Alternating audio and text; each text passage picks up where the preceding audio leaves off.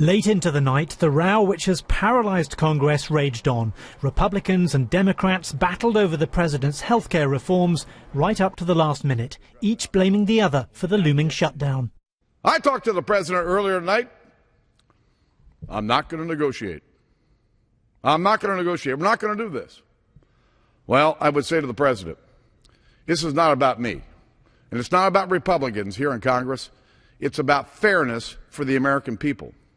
I, for one, don't want to see a government shutdown. Driving this dispute are the Tea Party Republicans, a right-wing minority who won't approve the budget unless Democrats change the Obamacare program, which they won't.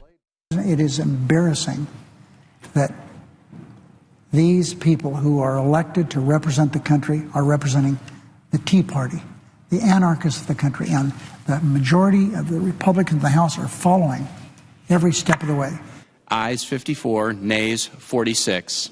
One final vote, and for the first time in nearly 2 decades, much of the federal government was closed.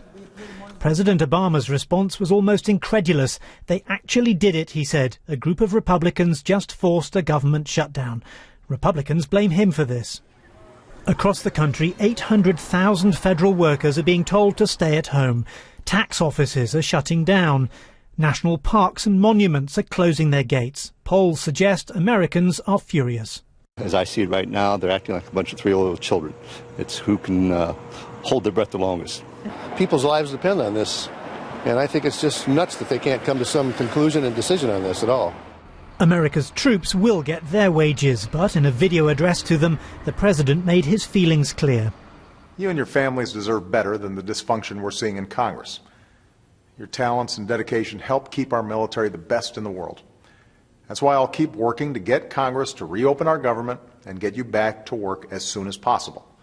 The last shutdown cost the country billions, but analysts say that's not the main issue. The bigger concern is that the political paralysis that caused this mess right now is going to cause an even bigger mess in a couple of weeks when the U.S. either needs to raise its debt limit, its borrowing limit, or faces the possibility of defaulting on its debt. So how this battle's resolved could determine just how damaging the next one will be for the world's economy. Richard Lister, BBC News.